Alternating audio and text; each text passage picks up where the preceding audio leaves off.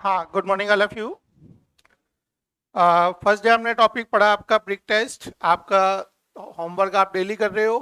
परसों से कल में काफ़ी इफेक्ट नज़र आ गया होगा, और आज करेंगे तो आपको जो बोला वैसा आपको रिजल्ट आपको मिलेगा ज़रूर। अब बात रही टेबल टेस्ट की। टेबल टेस्ट में रिजल्ट तो बढ़िया है, लेकिन टाइम टेकिंग है। टाइम के साथ साथ एक आध क्वेश्चन के आंसर भी नहीं मिल रहे होंगे। उसका एक तरीका है, ऐप के अंदर टेबल टेस्ट क्लिक करेंगे तो टेबल टेस्ट की वो क्लास जो यहाँ पे अभी चल रही है, एक तो वो रिकॉर्ड मिल जाएगी। उस पर लिखा है 2025। तो 2025 में मतलब हमारे जितने भी बैच चल रहे हैं उसके हमें जो सबसे बेस्ट क्लास लगती है वो उसमें हम डाल देते हैं। तो हमारे बैच जब से भी स्टार्ट होंगे, अभी जैसे हमने स्टार्ट किए 10-11 तारीख से लेकर हर दिन बैच शुरू होता है। तो उसमें आप जैसे वीडियो प्ले करेंगे तो ऊपर उसमें डेट लिखी रहती है। तो जो भी बेस्ट क्लास होगी वो आपको उसमें मिल जाएगी। लगभग सब क्लासेस सेम ही है, कोई फ़र्क उनमें नहीं होता है। तो वो क्लासें भी आप ज़रूर देखें। टेबल टेस्ट के अंदर टेबल नंबर 2 से लेकर टेबल नंबर 30 तक की जितनी भी टेबल्स है उनका पर क्वेश्चंस का सॉल्यूशन दे रखा है बकायदा वीडियो। तो आप अपना क्वेश्चन जो आपसे नहीं हुआ है उसका सॉल्यूशन उस पर देख लीजिए। अगर आपको तब भी समझ में नहीं आएगा तो आप फिर अपन क्लास में डिस्कस आप मेरे से कर सकते हैं, या मेरे से पर्सनल भी आप पूछ सकते हैं। अलग से अपन लाइव डाउट सेशन भी ले सकते हैं आगे फ्यूचर में, क्योंकि नेचुरली कि जितने बैच पढ़ते जा रहे हैं वो बैच तो सब सेम ही है, मतलब सबने सेम ही बुक्स वगैरह ले रखी है।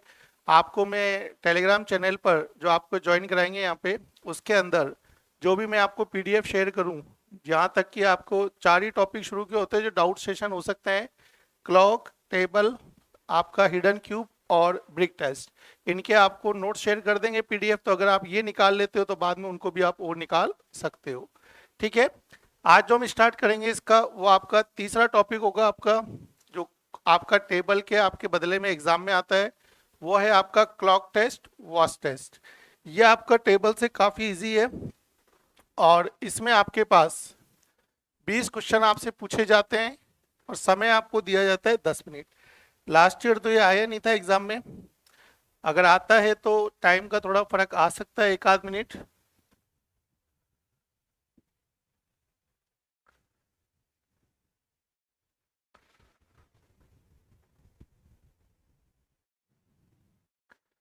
वाच टेस्ट या क्लॉक टेस्ट, दोनों इस टॉपिक का नाम अपन बोल सकते हैं। जैसा कि आप स्क्रीन पे देख रहे होंगे, क्लॉक टेस्ट को हिंदी में कहेंगे हम घड़ी परीक्षण।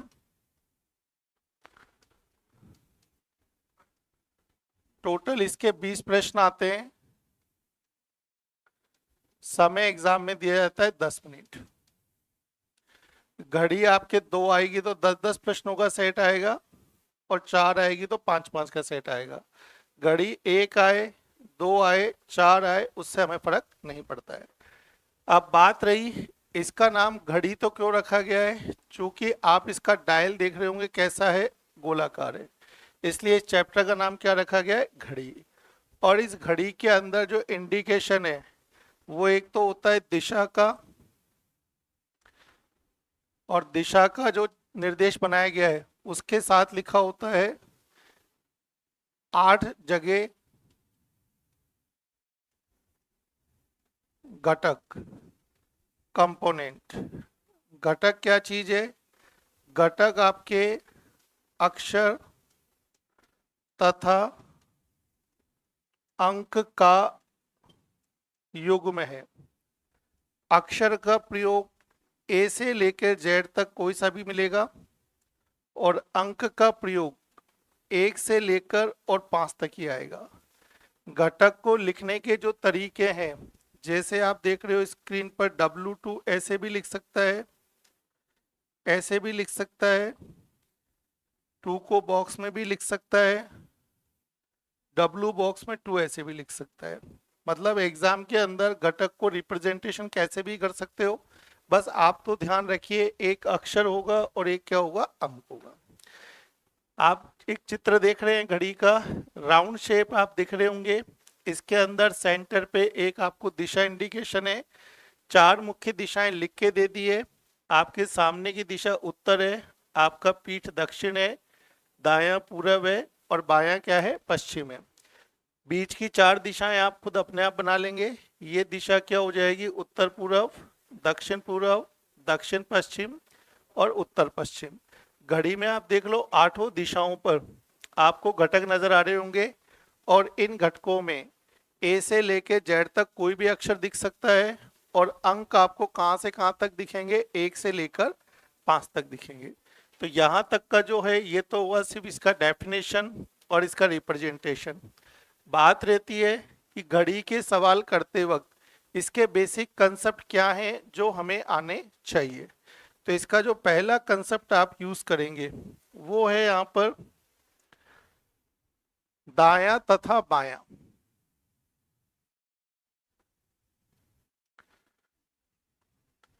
तो हमेशा ध्यान रखना, ये जो सेंटर आपको दिख रहा है इस जगह पे आप हो, और अब आप यहाँ खड़े हो और हर दिशा में आप जब देखते हो तो उसके आधार पे आपको दाया बाया बनाना होगा। अगर आप सभी उत्तर की तरफ देख रहे हैं ऐसे, तो बताओ आपका ये हाथ कौन सा हाथ है, दाया हाथ है, और ये हाथ कौन सा हाथ है, बोलो बाया। अर्थात हमारे को यहाँ पे जो दाया बाया है वो प्रत्येक दिशा में फेस रखकर अपने अनुसार दाया बाया बना लेंगे। जैसे आप अगर पूरब में फेस रखते हो तो बताओ ये क्या कहलाएगा, दाया, ये क्या कहलाएगा, बाया। तो आर फॉर राइट दाया, एल फॉर लेफ्ट बाया। नीचे फेस करेंगे तो ये कहलाएगा दाया और ये कहलाएगा बाया। अगर पश्चिम में फेस करेंगे तो ये कहलाएगा दाया और ये कहलाएगा बाया। कोई दिक्कत तो नहीं किसी को? अक्षर हो सकता है घड़ी के अंदर लिख दे, हो सकता है घड़ी के बाहर लिख दे, उससे भी फर्क नहीं पड़ता है। अब आपका काम ये है, दाएं बाएं तो साउंड में अच्छे से आ ही गया, हर दिशा का दाएं बाएं रखना है आपको।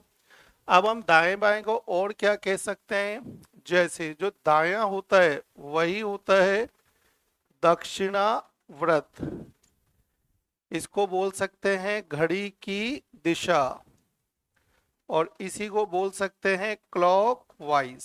ये सारे नाम क्या है, एक ही है। बाएं को बोल सकते हैं वामाव्रत, घड़ी की विपरीत दिशा, विपरीत दिशा, और एक बन सकता है एंटी क्लॉकवाइज, एंटी क्लॉकवाइज। तो यहां तक बात समझ में आ गई होगी अच्छे से कि दायां बायां कैसे चलना है और उसकी जगह पे क्या क्या नाम आपको मिल सकते हैं। अगला जो कंसेप्ट अपन इसमें देखेंगे वो है आपका से और के का। अगर कभी भी आपको से शब्द दिखाई दे तो मतलब उसे क्या करना है, बोलो शामिल। तो से का मतलब क्या हुआ, शामिल। और कभी भी अगर के लिख दे तो के का मतलब क्या होता है, छोड़ना। के का मतलब छोड़ना। जैसे उत्तर दिशा से दाएं तीसरा घटक कौन सा है, तो उत्तर दिशा से बोल रहा हूं तो पहला दूसरा तीसरा कितना दिखाई देगा, N4। और अगर मैं ऐसे बोलता A3 के दाएं तीसरा कौन सा होगा, A3 के दाएं क्या लिख दिया, के, तो इसको छोड़ेंगे पहला दूसरा और तीसरा। तो से का मतलब क्या होगा, बोलो शामिल, और के का मतलब क्या होगा, छोड़ना। अगला कंसेप्ट देखेंगे यहाँ पे, देखो युग्म अपन पढ़ चुके हैं पहले ही। युग्म का मतलब क्या समझ में आता है, दो बार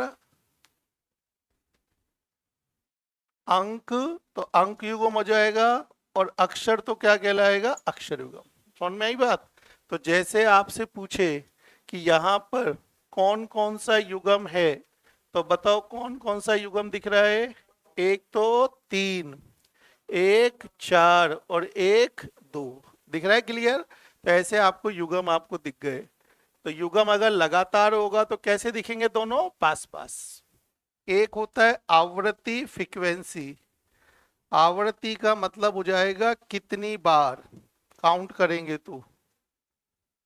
जैसे आपसे पूछे कि बताओ यहां पर 4 अंक कितनी बार है, तो कितनी बार है, 2 बार है, और 3 बार होता तो 3 बार, वो क्या कहलाता है, आवृत्ति। युग्म के बाद देखेंगे, देखो कंसेप्ट यहां पे त्रिभुज का शीर्ष। तो त्रिभुज का शीर्ष क्या होता है, बराबर भुजा, बराबर भुजा को मिलाने वाला शीर्ष, मिलाने वाला शीर्ष त्रिभुज का शीर्ष होता है। त्रिभुज का शीर्ष होता है, ये कंसेप्ट। अब जैसे समझो, हम यहाँ पे A3, J4 और Q3 को मिला लें तो एक त्रिभुज का निर्माण हो गया। और इसमें बराबर भुजाएं किस पे जाके मिलती है, तो बराबर भुजाएं यहाँ मिलती है, तो ये कहलाएगा त्रिभुज का शीर्ष। समझ में आ गई बात सही? तो शीर्ष का मतलब हुआ बराबर भुजाओं को मिलाने वाला। अगर कभी ऐसा हो जाए यहां पर इस तरीके से त्रिभुज बनाए W2, J4, Q3, तो बन तो ये भी त्रिभुज रहा है। अब इस त्रिभुज में बराबर भुजाएं मिलाने वाले बताओ कहाँ जाके मिल रही है। अब इसके बीच का एंगल कितना दिख रहा है? अगर हमारे बराबर भुजा जो मिलाने पर है उसका कोण अगर 90 डिग्री हो तो उसको हम क्या बोल सकते हैं बताओ? शीर्ष लंब। क्या बोल सकते हैं बोलो? शीर्ष लंब। समझ में आई बात सही के लिए? तो त्रिभुज का शीर्ष लंब क्या होगा? अगर बराबर भुजा मिलाने वाली का एंगल कितना बन जाए? 90 डिग्री।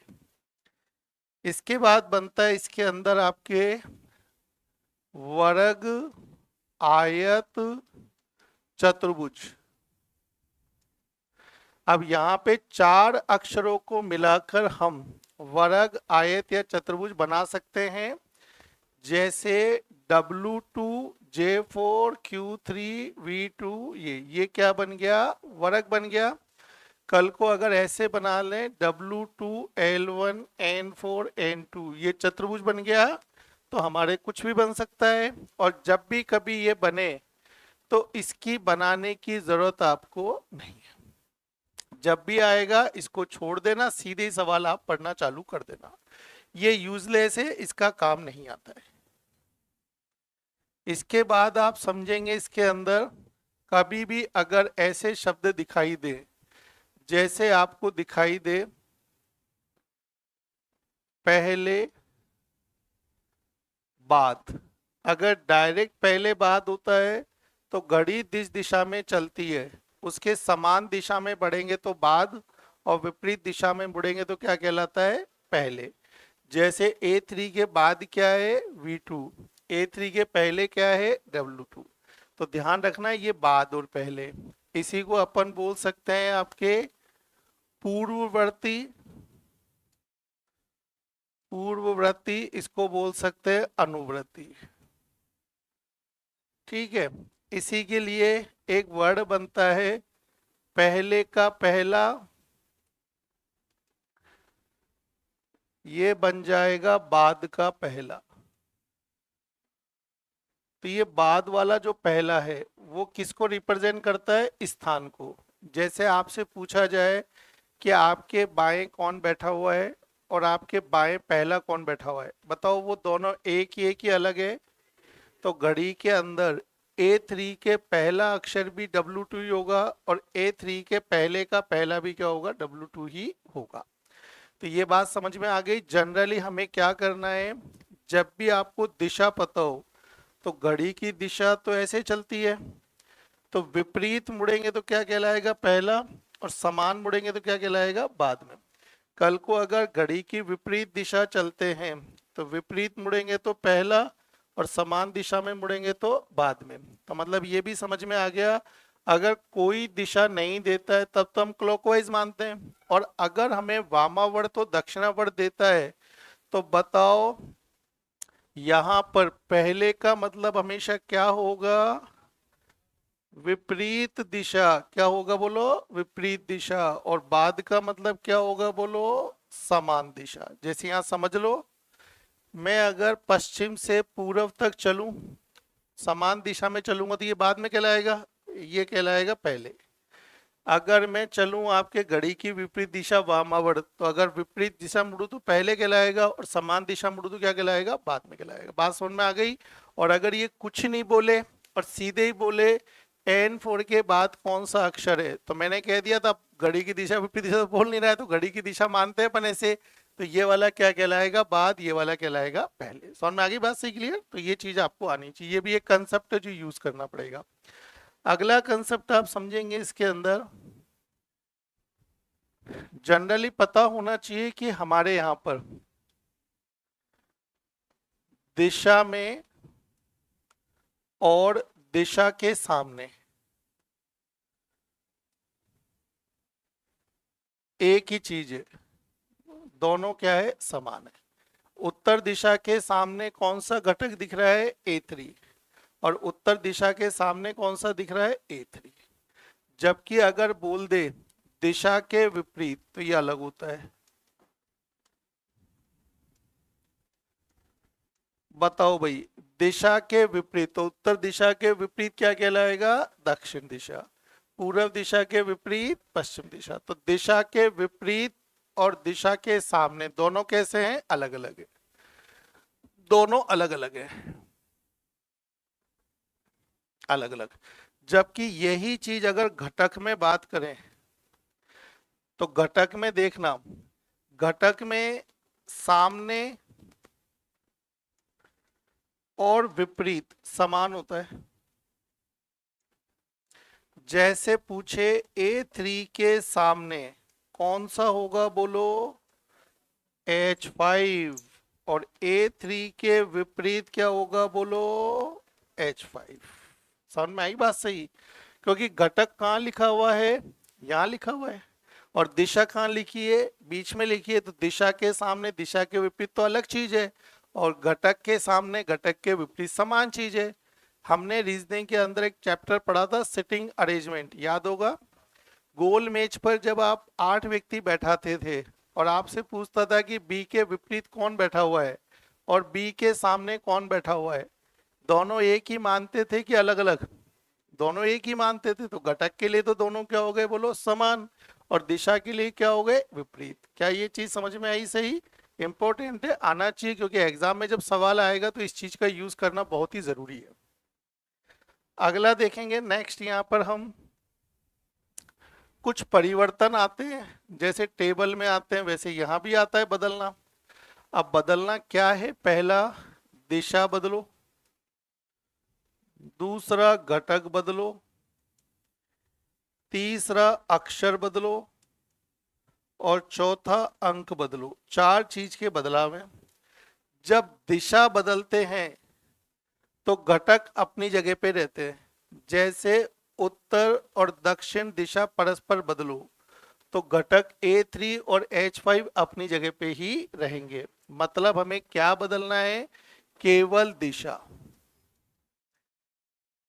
घटक अपने स्थान पर रहते हैं। ये पहला बदलाव है। अगर कभी पूरा घटक बदले, जैसे A3 को H5 से बदलो,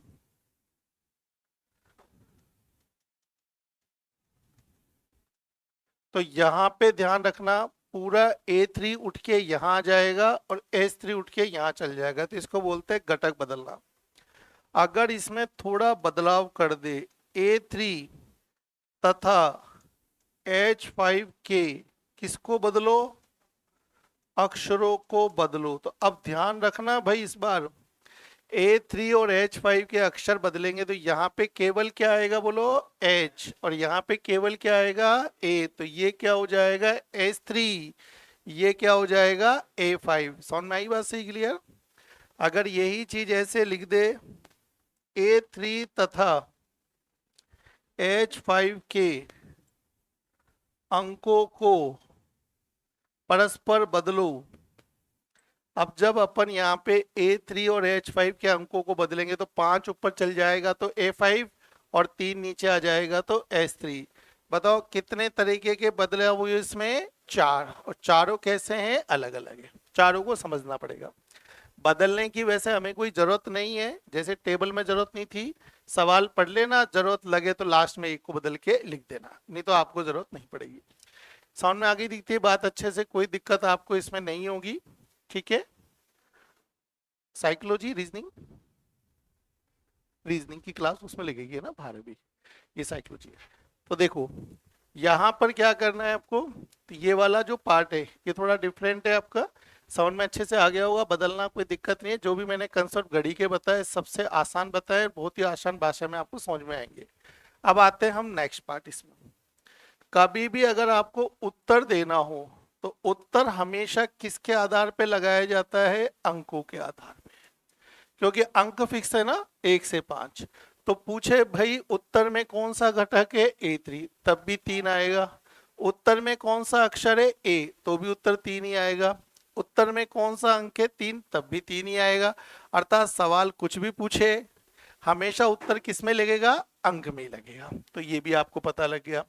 सवाल कुछ हम करेंगे और ये जो चैप्टर है कल से बहुत ही आसान है, ये मान के चलना, इसमें आपको बिल्कुल भी तकलीफ नहीं होगी।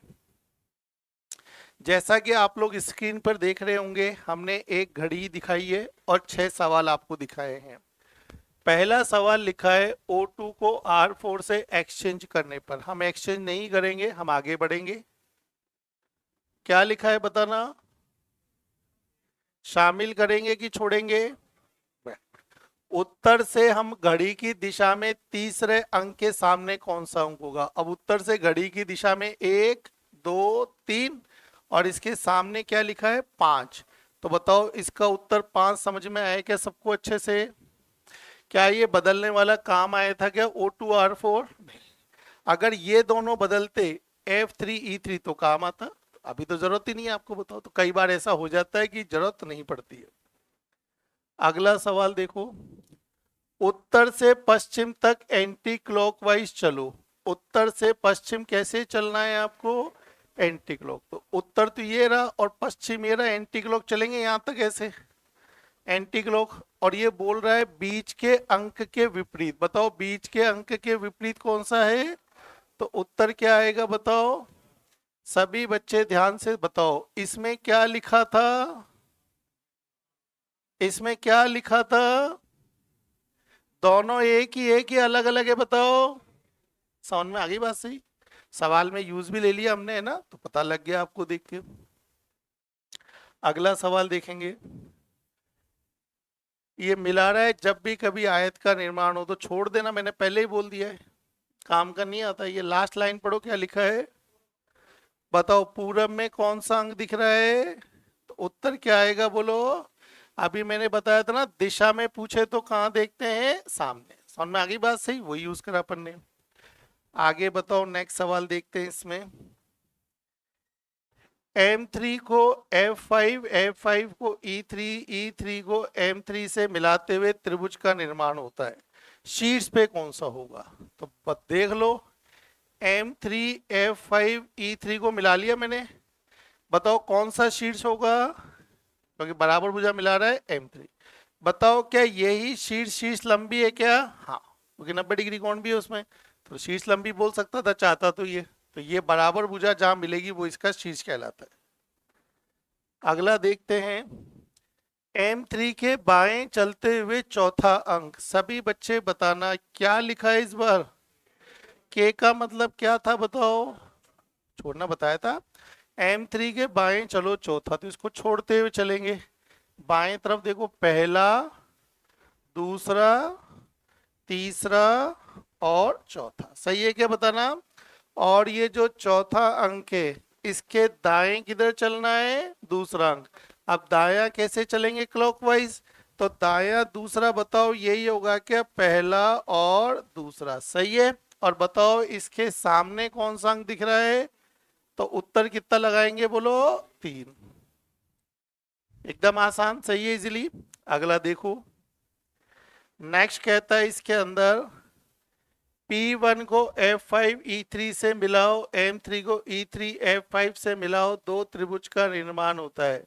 इसमें सबसे बड़ा अंक कौन सा है, बताओ सबसे बड़ा कौन सा दिख रहा है। त्रिभुज बनाने की जरूरत है क्या, नहीं। आसान लगा एकदम।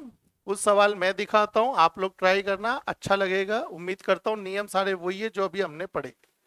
इस सवाल को देख के बताओ, 10 सवाल आपकी स्क्रीन पे दिख रहे हैं, शुरू के 5 ही करने केवल आपको, शुरू के 5 आपको करने, फिर 10 हम साथ में कर लेंगे।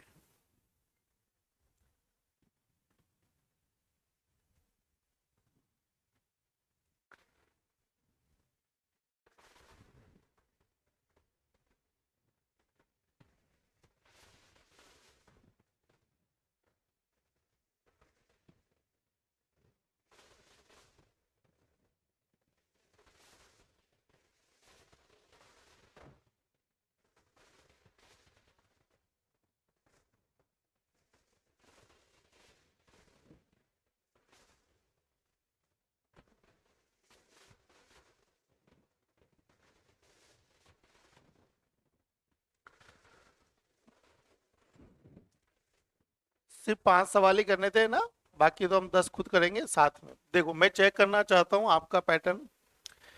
K5 को C4 से बदलो, तो बदल तो अभी जरूरत नहीं है, आगे पढ़ेंगे। उत्तर और पश्चिम के बीच का अंक कौन सा है बताना सब बच्चे। यही तो उत्तर पश्चिम के बीच का अंक है, लेकिन ये तो बदल गया। सामने से कितना उत्तर लगाया होगा सबने? 4। बताओ सबका उत्तर 4 था क्या? एक बार आसान लगा देख के। चलो आगे नेक्स्ट सवाल देखते हैं। G3 T2 के बीच, बताओ G3 और T2 के बीच में क्या है? D1। R3 और B3 के बीच, R3 और B3 के बीच क्या है? M2। क्या बदलने के लिए बोल रहा है? इंपॉर्टेंट अक्षर। उत्तर और पूरब के बीच कौन सा अंक आएगा बताओ? क्योंकि अक्षर अक्षर ही बदल रहा है, अंक तो अपनी जगह पे रहेगा। तो उत्तर कितना लगाएंगे? कई बच्चे क्या है जल्दीबाजी में कह तो रहा है अक्षर, बदल दिए पूरा। और जिसने पूरा बदल दिया सामने से, उसका उत्तर क्या आ गया बोलो? 1 आ गया। तो समझ में आ गया होगा देख के कि अगर किसी का भी आंसर 1 आया है तो उसने क्या कर दिया? पढ़ने में गलती कर दी। आगे बढ़ते नेक्स्ट सवाल। D1 से C4 घड़ी की विपरीत दिशा में चलने पर, D1 से C4 घड़ी की विपरीत दिशा यही होता है। बताओ बीच के अक्षर का अंक कौन सा है? तो बीच के अक्षर का अंक कौन सा है बताओ? 2। इसके बाद देखेंगे, देखो नेक्स्ट अपन ये वाला। उत्तर से दक्षिण घड़ी की दिशा में चलने पर, उत्तर से दक्षिण घड़ी की दिशा में यूं ही चलेंगे। कहता है बताओ बीच के अंक के सामने कौन सा अंक है? तो बीच के अंक के सामने कौन सा अंक है बताओ? 3। अगला देखते देखो नेक्स्ट।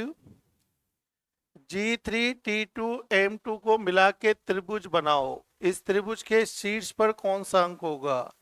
तो G3 T2 और M3 जब मिला लेंगे तो कौन सा आएगा बताओ? M2। तो आगे सबका आंसर बताओ।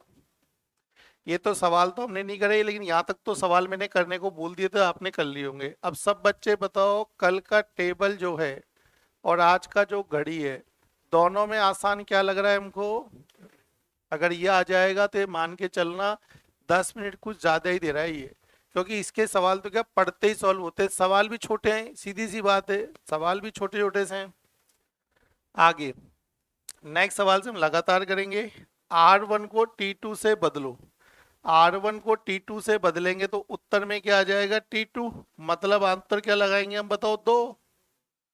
इसके बाद देखो K5 M2 के बीच, K5 M2 के बीच R1 है। D1 और C4 के बीच, D1 और C4 के बीच T2 है। अगेन क्या बदलना है बोलो? केवल अक्षर। तो बताओ उत्तर में कौन सा अंक आएगा? 1। तो उत्तर कितना लगा लेंगे? 1। इसके बाद देखेंगे, देखो G3 को B3 से बदलने पर, बदल दो वैसे तो कोई चेंज की दिक्कत नहीं है।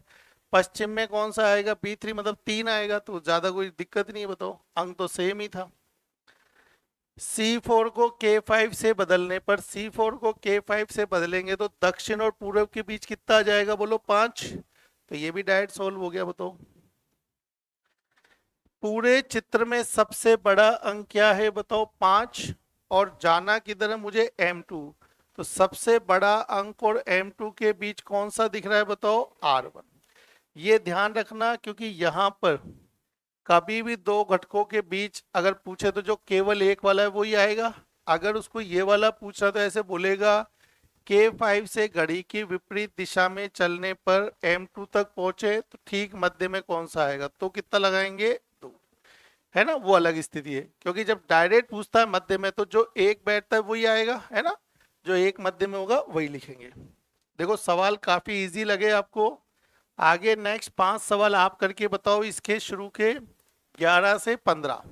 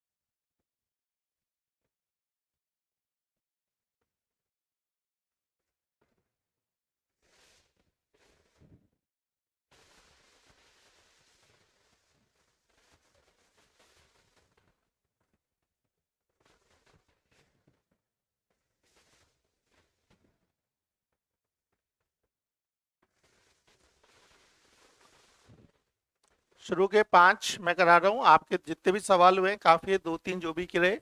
W को 2 को A3 से बदलना है, पास पास ही है। उत्तर पश्चिम के बीच कौन सा आएगा? A3। तो देखो सबका उत्तर 3 था, क्या बताना। अगला देखते हैं, W2J4V2 को मिलाते हैं। W2J4V2 को मिलाते हैं तो शीर्ष क्या बनेगा? W2। मतलब देखो इसका उत्तर 2 था क्या सबका? A3J4Q3 को मिलाओ, त्रिभुज का जो निर्माण होता है शीर्ष पर जो प्राप्त होता है उसके वामावर्त पहले। A3J4Q3 को मिलाएंगे तो A3 हो जाएगा इसका शीर्ष, और वामावर्त समझता हूँ ना एंटी क्लॉकवाइज, पहला क्या दिखाई देगा? W2। तो मतलब बताओ इसका उत्तर भी 2 ही था क्या सबका? सही है एकदम। अगला बढ़ते हैं, सभी अंकों को एक दूसरे के सामने से बदल देंगे, बदलने की जरूरत नहीं है। पश्चिम के बाएं पहला अंक कौन सा होगा? तो पश्चिम का बायां कहाँ चलेंगे, ऊपर या नीचे? नीचे। अब सभी अपन ने किसको बदल दिया है? अंकों को। तो 4 की जगह क्या आ जाएगा?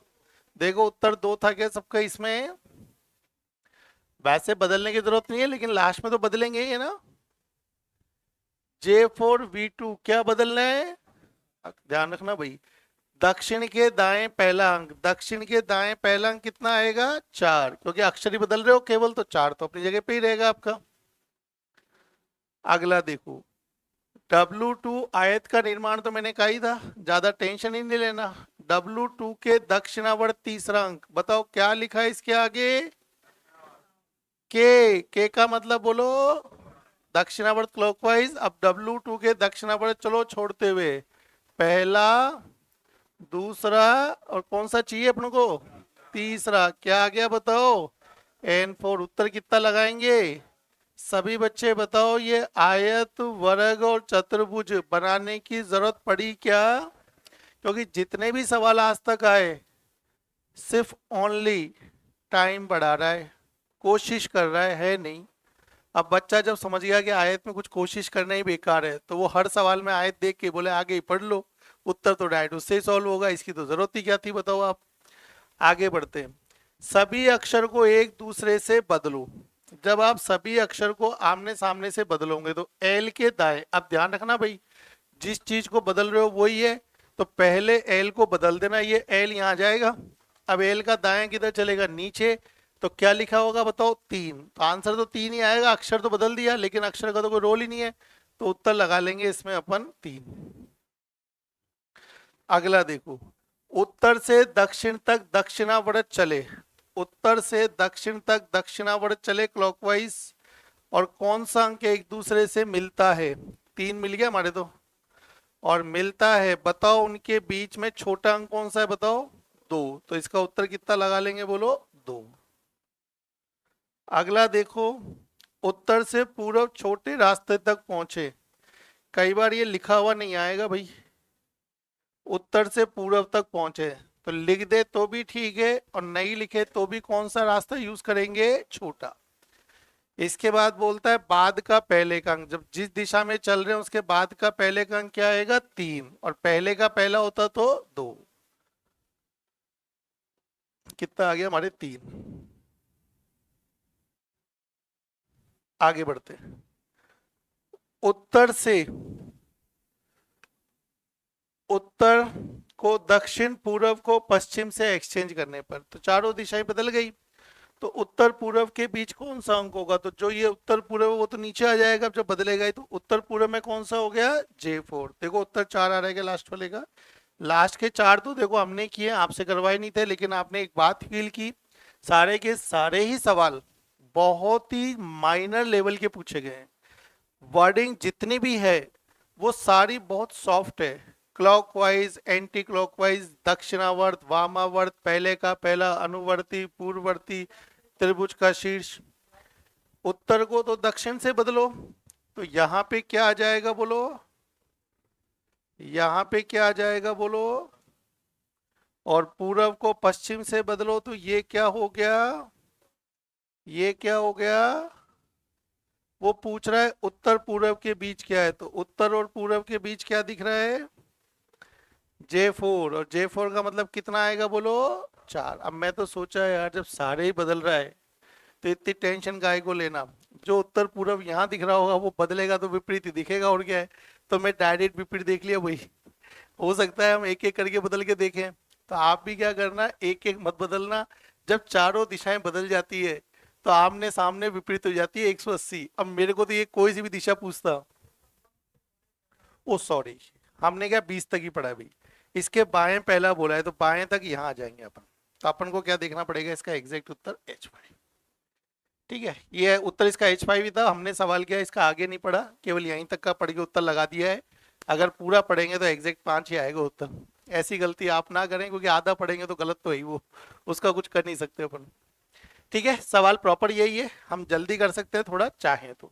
अगले 5 सवाल आप फिर करेंगे, क्योंकि मैंने बता ही दिया 5 आप करो, फिर हम लगातार 10 हम खुद कर लेंगे। तो इस बार 5 सवाल कोशिश करें आप आसानी से निकाल पाए।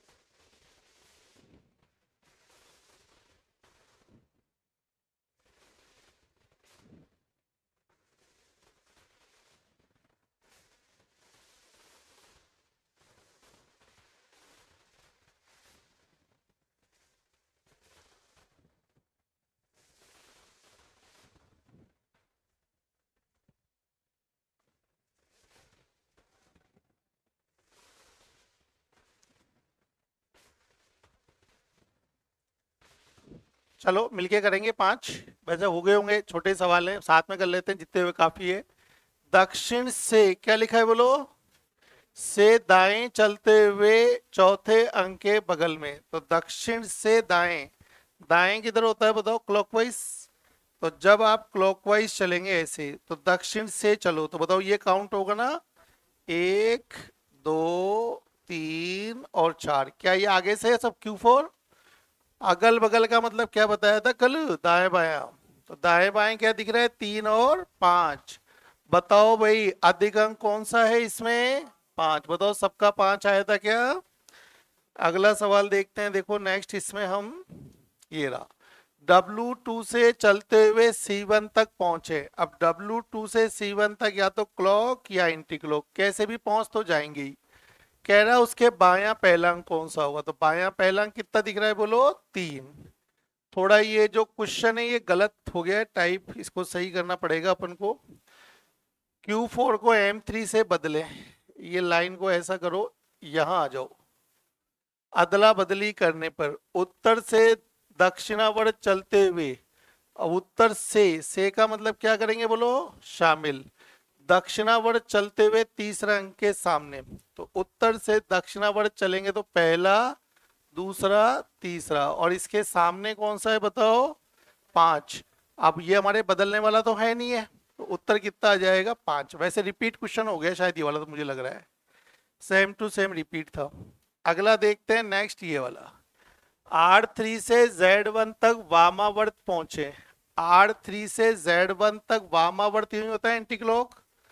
इसके बाद का पहला अंक, अब समझ जाना, समान दिशा में क्या बताया था, बाद। तो बाद का पहला अंक बताओ M3। इसके बाद भी लिखा है क्या, हाँ। इसके सामने कौन सा अंक है बोलो, Q4। उत्तर कितना आएगा बोलो, 4। सही है, क्लियर। सवाल तो इजी है, ज्यादा टफ नहीं। वो भी काम आ गया, समान दिशा में चलते हैं तो बाद वाला अंक आगे, पहले का पहले विपरीत चलना पड़ेगा आपको। ये वाला देखो भाई, पूरे चित्र में सबसे बड़ा अंक कितना है, 5। और Z1, अब सबसे बड़ा अंक और Z1 दक्षिणावर्त चलो, तो अब दक्षिणावर्त तो यूं ही चलेंगे Z1 तक। बताओ यहाँ सबसे छोटा अंक कौन सा है, तो बीच में सबसे छोटा अंक बताओ, 1। अब की बार इसने क्लियर समझा दिया ना कि हमें दक्षिणावर्त चलते हुए देखना है, तो दक्षिणावर्त चलते हुए देखा इस बार हमने। इसके बाद देखते हैं चतुर्भुज का निर्माण है, छोड़ दो, मैंने पहले ही बोल दिया था ये काम की चीजें तो है नहीं है। बताओ पूरब में कौन सा अंक दिख रहा है आपको? 4, तो ये भी डायरेक्टली सोल्व हो गया, कोई दिक्कत नहीं है आपको। बताओ छठे में आगे कहता है Q4 को W2C1 से मिलाओ, M दो त्रिभुज का निर्माण है, सबसे बड़ा अंक कितना दिख रहा है बोलो? इसमें भी जरूरत नहीं थी घड़ी बनाने की, बताओ आपको। उत्तर और पश्चिम के बीच के अंक को सामने के अंक से बदलो। उत्तर और पश्चिम के बीच के अंक को सामने के अंक से बदलने को बोल रहा है, और कह रहा है कौन सा अंक होगा। जब सामने ही बदल देंगे तो यहाँ कितना आ जाएगा बोलो? 3, तो इसमें कौन सा आएगा बताओ? 3 आएगा। इसके बाद देखो, उत्तर से वामावर्त चलते हुए दक्षिण तक पहुंचे, उत्तर से वामावर्त चलते हुए दक्षिण तक आ गए। अब बोल रहा है उसका पहला अंक कौन सा होगा बताओ? W2। और इसके बाएं कौन सा अंक होगा? W2 का बायां Z1। और Z1 का मतलब कितना आंसर आएगा बोलो? 1 आएगा। इस सवाल का आंसर आ गया 1। अगला देखते हैं, देखो नेक्स्ट सवाल, इसमें हम W2 से वामावर्त चलते हुए R3 तक पहुंचे। W2 से वामावर्त चलते हुए, अब वामावर्त चलेंगे R3 तक, ऐसे ही चलेंगे R3 तक। बोल रहा है उसके बाएं पहला अंक कौन सा होगा? बायां पहला अंक कौन सा है बताओ? 4। तो इसमें वैसे पहुंचने की जरूरत थी नहीं, सीधे भी हो सकता था ये लो। सभी बच्चे बताओ, घड़ी के सवाल जो हमने निकाले आसान लगे सबको? अब इतने ही सवाल ज्यादा घर पे कर लेंगे अपन, और ऑनलाइन प्रैक्टिस के लिए भी अपन कर लेंगे। आज थोड़ा डिस्कस करेंगे हम ऑनलाइन टेस्ट आपके कैसे चलेंगे, उसके बारे में बताते हैं। थोड़ा सा टेबल के एक दो कंसेप्ट और डिस्कस करेंगे।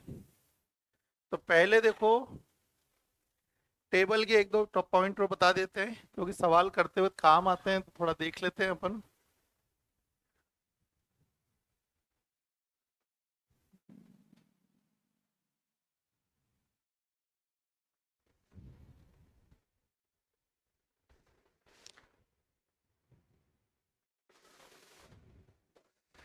देखो पहली चीज, कभी भी बोले सारणी के चारों विकर्णों को उल्टे क्रम में लिखो। सारणी के चारों विकर्ण को उल्टे क्रम में लिखो। अगर ऐसा लिखा हुआ जाए तो ध्यान रखना कोई परिवर्तन नहीं होता है। कैसे? एक विकर्ण तो ये है सारणी का, एक विकर्ण सारणी का ये है, एक विकर्ण सारणी का ये वाला है, और एक विकर्ण ये वाला है। अब जरा मन में सोचो, मैं इस विकर्ण को उल्टे क्रम में लिखूंगा और फिर इसी विकर्ण को वापस उल्टे क्रम में लिखूंगा, तो दोनों सेम नहीं हो जाएंगे? तो चारों विकर्ण उल्टे क्रम में जब भी लिखता है तो आप इसमें ध्यान रखना कोई परिवर्तन नहीं होता है, कोई परिवर्तन नहीं होता। ये पहला पॉइंट है। ये ऐसा इसलिए बता रहे हैं क्योंकि हो सकता है जब आप घर पे सवाल निकालो तो आपको ऐसे ऐसे वर्ड नजर आए, तो हमें ये वर्ड समझने पड़ेंगे। पहला पॉइंट सबको क्लियर समझ में आ गया? दूसरा समझो, सारणी का जो मध्य का अक्षर है क्या है बोलो? सारणी का मध्य का अक्षर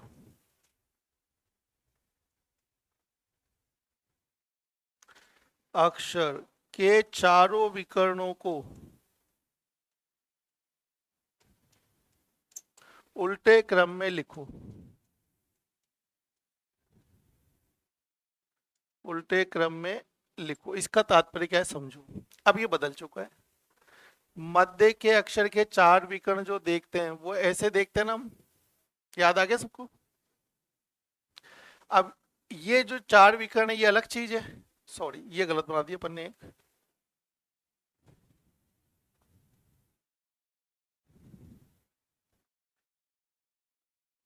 यही हुआ ना। अब जब इनको उल्टे क्रम में लिखेंगे तो ये दोनों उल्टे क्रम में होंगे, ये दोनों होंगे, ये दोनों होंगे, ये दोनों होंगे। समझ में आई बात? जब सारणी के चारों विकर्णों को उल्टे क्रम में लिखा तब तो कोई परिवर्तन नहीं है, लेकिन जब मध्य के अक्षर के चारों विकर्णों को उल्टे क्रम में लिखा तो परिवर्तन होगा, क्योंकि फिर तो दो दो अक्षर ही बदलेंगे केवल, इसलिए। तो चारों विकर्णों का मतलब समझ में आ गया अच्छे से दोनों? अगला देख लो एक बार परिवर्तन। ये सारी क्लासें वीडियो फॉर्मेट में रहेगी तो अच्छे से आप देख लेना इन पॉइंट को। अगला ध्यान रखना, 99% जितने भी दक्षिणावर्त और वामावर्त के सवाल है वो सिर्फ भार भार के लिए होते थे, मैंने बता दिया था आपको। लेकिन अगर बीच का कभी अक्षर आता है तो हमेशा ध्यान रखना, अक्षर का जो दाया होता है वो क्या है बताओ, दक्षिणावर्त, और जो बायां होता है वो क्या होता है बताओ, वामाव्रत। तो ये ध्यान रखो, कभी भी, वैसे तो नहीं होता है लेकिन हो जाए कि इस अक्षर से दक्षिणावर्त चलो तो हमेशा कैसे चलेंगे, ऐसे, वामावर्त चलो तो ऐसे, और वापिस यहीं आ जाओ तो घूमकर यहीं से आ जाएंगे। तो वैसे तो ये नहीं आता है, लेकिन अब चूंकि हम क्या कह सकते हैं, क्या पता बीच का अक्षर आ जाए, क्योंकि हमने तो बता ही दिया था क्लॉक एंटी क्लॉक जो चीज है वो सिर्फ किसके लिए होता है, सारणी के बाहर के अक्षरों के लिए होता है, मेन तो वही होता है, देखो है ना। लेकिन अब अक्षर का कभी आ जाए तो अच्छे से ध्यान रखना कि हमारा अक्षर का दायां बायां दक्षिणावर्त और वामावर्त होता है, इसीलिए हम इसके आधार पर चलेंगे। एक और चीज बता देता हूं मैं आपको काम की, क्योंकि ये सारी चीजें क्या है, यूजेबल है, इसलिए एक वर्ड होता है जो मैंने कल बताया था, दाया ऊपर विकर्ण, याद है सबको। तो आप कैसे देखते थे, जैसे सी है तो दाया हाथ ऊपर का हाथ और विकर्ण चलते थे। अब क्या है, एग्जामिनर आजकल इसको छुपा लेता है और सिर्फ बोलता है दाया ऊपर दूसरा अक्षर। अब कई बच्चों के कंफ्यूजिंग चलता है, कई सोचते हैं ऐसे दाया ऊपर दूसरा अक्षर, कोई बोल रहा है ऊपर दाएं दूसरा अक्षर, अगर चेंज हो जाए तो, और सारा काम क्या होता है, गड़बड़ होता है। तो ध्यान रखना, जब इनके बीच में कोई भी अक्षर नहीं आए तो विकर्ण इसमें क्या है, छिप जाता है। अब दाया ऊपर दूसरा अक्षर बोले तो भी ये क्या है, बोलो, विकर्ण ही है। क्योंकि अगर इसको बोलना होता तो फिर ये बोलता दाएं अक्षर के ऊपर दूसरा अक्षर, क्या बोलता, बोलो, दाएं अक्षर के ऊपर दूसरा अक्षर। तो फिर इसका अर्थ बदल जाता, दायां अक्षर और इसके ऊपर कौन सा अक्षर, दूसरा अक्षर। जैसे कई बार ऐसे देखा गया है, दाएं नीचे दूसरा अक्षर, अब बच्चा क्या करता है, दाएं नीचे समझ में नहीं आता उसको, तो नीचे दूसरा अक्षर क्या दिखेगा उसको, ई दिखेगा। इस बात का ध्यान रखना, क्योंकि कई बार क्या होता है, विकर्ण को ये छुपा लेता है और दाएं बाएं बोल के काम चलाता है। जैसे सब बच्चे बताओ, दिशा परीक्षण में उत्तर में चलो और पूरब में चलो तो फिक्स दिशा है, और अगर आपसे कोई बोले उत्तर पूरब में चलो, कैसे चलोगे, विकर्ण चलोगे, बोलने की जरूरत थोड़ी है। अब यहां सुनो, दाएं चलो ऊपर चलो तब तो फिक्स है, और दाएं ऊपर चलो तो मतलब विकर्ण है। वो इनडायरेक्टली छिपा लिया इसने, छिपाना नहीं चाहिए, लेकिन अब कई बात ऐसी हो जाती है कि हमें बिना बोले ही समझनी पड़ेगी, मतलब क्योंकि इसका नाम ही यही है कि डायरेक्शन, मतलब जो ये बोल रहा है उसको समझ के क्वेश्चन को हल करो। तो ये मैंने आपको इसलिए बताया, कोई यूज वगैरह आ जाए कभी तो ध्यान रखना, क्योंकि चीजें, डाउट्स वगैरह जब मैंने देखे तो मुझे ऐसा फीलिंग हुआ कि डाउट्स को भी हमेशा क्या है, क्लास में ही डिस्कस कर लेना चाहिए, जिससे क्या है, बच्चा जब घर पढ़े और कभी ये चीजें दिखाई दे तो वो कंफ्यूजन ना हो। कल मैंने इर्द गिर्द अगल बगल तो बता ही दिया था, लेकिन एक कुछ ऐसे पॉइंट्स भी थे जो बताना बहुत जरूरी थे। अगला देखेंगे, देखो नेक्स्ट इसके अंदर हम, एक आता है टेबल में शर्त, क्या आता है बोलो, शर्त। शर्त हमारे दो प्रकार की होती है, एक होती है सकारात्मक, एक होती है नकारात्मक। शर्त लिखने के बाद बोलता है यदि है तो ऐसा करो, यदि नहीं है तो ऐसा करो। हमारे क्या है कि अगर सकारात्मक शर्त या तो सत्यापित होगी या सत्यापित नहीं होगी,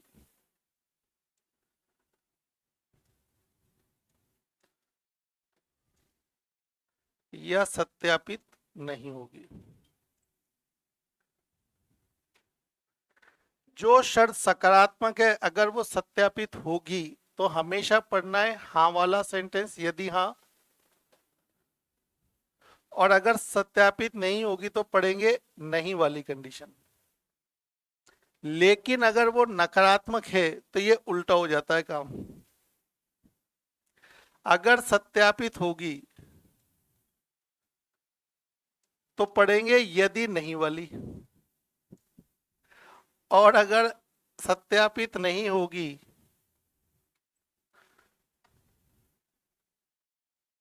तो पढ़ेंगे यदि है। तो जैसे कई बार ऐसे क्वेश्चन आता है, पंक्ति 4 में ऐसा कौन सा अक्षर नहीं है जो पंक्ति 2 में है। अब नहीं वाला आ गया, तो अब अगर बोले यदि है तो ऐसे पढ़ो और यदि नहीं है तो ऐसे पढ़ो। तो ऐसी कंडीशन, कोई कंडीशनल आ जाए, अगर वो नेगेटिव हो तो हमेशा नहीं वाले से उत्तर आएगा, और अगर वो पॉजिटिव हो तो पॉजिटिव से आएगा। लेकिन इसका भावार्थ समझो, सकारात्मक शर्त है, या तो वो सकारात्मक शर्त सत्यापित होगी, मतलब जैसा बोल रहा है वैसा हो जाएगा, या जैसा बोल रहा है वैसा नहीं होगा, दो ही तो होगा। अगर जैसा बोल रहा है वैसा है तो यदि हाँ वाली पढ़ लेना कंडीशन, और अगर नहीं होगा तो नहीं वाली पढ़ लेना, यहाँ तो सिमिलर है।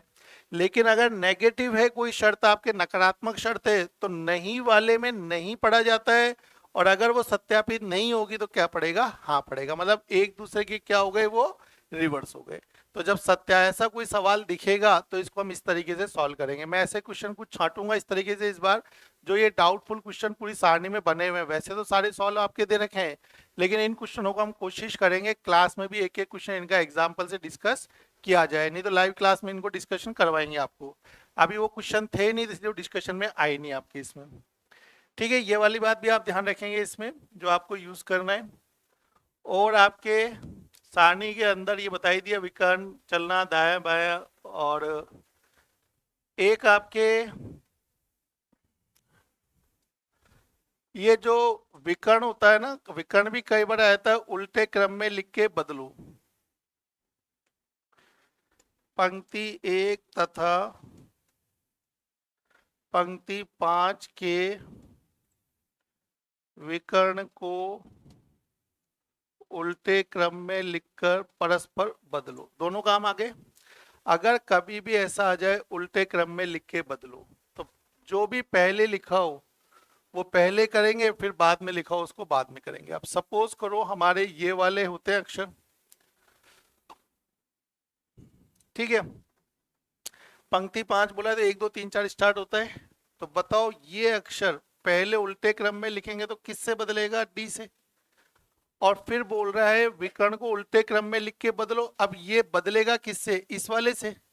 तो जब इस वाले से बदलेगा तो आप ये बताओ हमारा ये जो अक्षर है, ये अक्षर उल्टे क्रम में लिख के बदलेंगे तो उल्टा क्रम तो यहाँ हो गया, ये यहाँ पहुंच गया, डी यहाँ हो गया, और परस्पर बदलेंगे इसको तो फिर डी कहाँ पहुंच जाएगा, यहाँ पहुंच जाएगा। मतलब इसको आपस में ऐसा भी करना है और इस तरीके से भी चेंज करना है। मतलब इस तरीके से दोनों ही चीजें परस्पर बदलती है ऐसे, क्योंकि यहाँ पर जब चीज है, जब दोनों ही चीजें बोली गई है तो आपको दोनों काम करना पड़ेगा। बस ध्यान रखना, पहले बदलो तो पहले बदल देना, पहले उल्टा क्रम बोलो तो पहले उल्टा क्रम करना। क्योंकि देखो अगर इसको पहले बदलना होता तो ये दोनों बदलते, और फिर उल्टे क्रम में लिखता तो ये यहाँ था, तो दोनों के अर्थ तो बदल गए कि कौन सा अक्षर किस जगह पे जाएगा। तो इस चीज का आप हमेशा ध्यान रखना, क्योंकि ये भी चीज क्या है, थोड़ी डिफरेंट है। दोनों चीजें आपको मैंने बस विकर्ण में नहीं बताई थी, आपको कल पंक्ति स्तंभ में तो बता दी थी मैंने कि दोनों अक्षर क्रॉस कर गए थे, उल्टे क्रम में लिख के बदला था। ऐसे विकर्ण भी आ सकता है, तो ये विकर्ण वाला देख लेना। आने के चांसेस वैसे तो कम ही है, लेकिन अब क्या करें, आए तो करना ही पड़ेगा आपको। अब और आपके इसमें वर्ड आपसे पूछ सकता है सबसे कम बार सबसे अधिक बार, तो ये तो अपन खुद ही गिन लेंगे काउंटिंग करते समय। जनरली मैक्सिमम तो होता है 6 या 7 बार, तो जो 6 7 सबसे पहले दिखे वही अधिकतम है।